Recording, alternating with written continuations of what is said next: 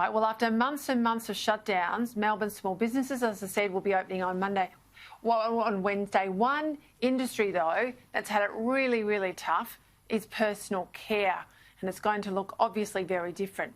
April Brodie owns a beauty salon in Melbourne's Doncaster shopping centre. She joins me now from Melbourne.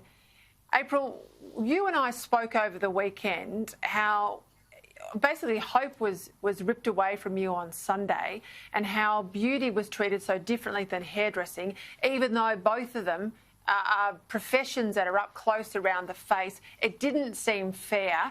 Now you've heard that your doors can open on Wednesday. What's your reaction?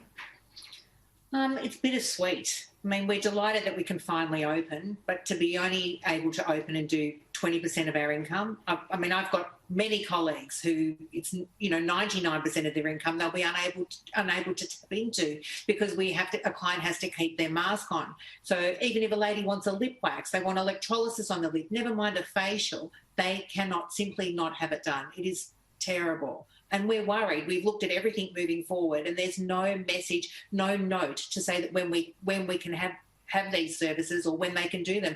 Even regionals ahead of us, and they still can't do any facials or remove the mask.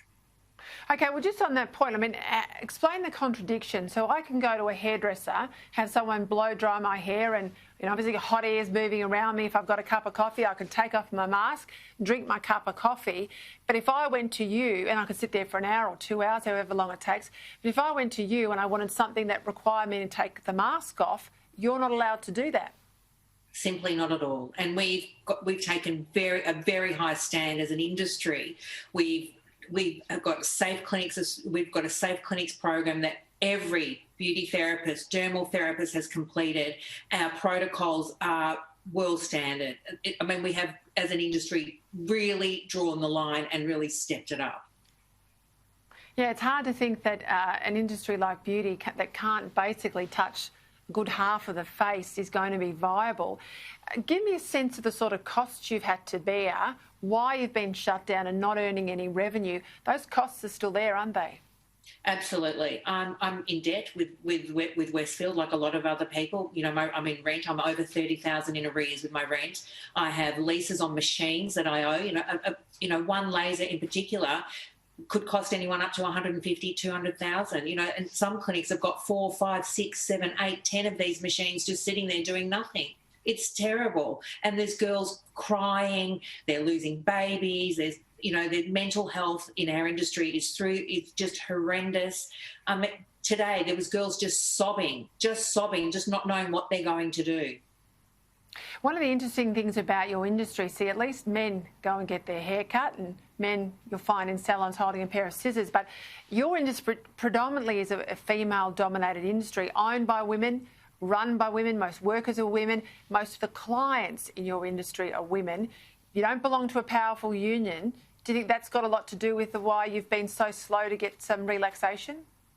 Absolutely. We really do believe there's been a gender divide, and we believe, we just salon owners, we're looking and basic employees, we're looking at about 30,000 women in Australia, in Melbourne alone, in Victoria. So it's a big whack of women.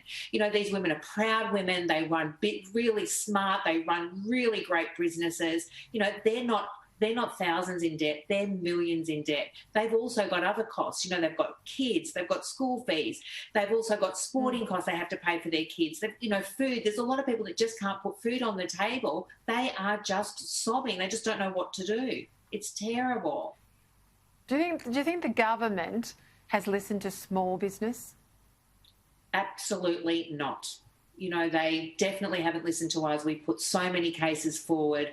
We've offered so many solutions, and we have just been stopped at every option we gave them. They stopped us, and we've still got no option to move forward to take the mask off. I've had clients on the phone today sobbing because they can't have electrolysis or they can't have their lip done. They just can't understand it. You keep fighting, April Brodie, because you're a big voice for the industry. I feel that they've been underrepresented. I'm grateful that you came on the show tonight. Thank you for your time. Thank you so much for hearing our voice, and we're going to try. Thank you so much. Bye. Yeah, I'm in your corner, absolutely in your corner.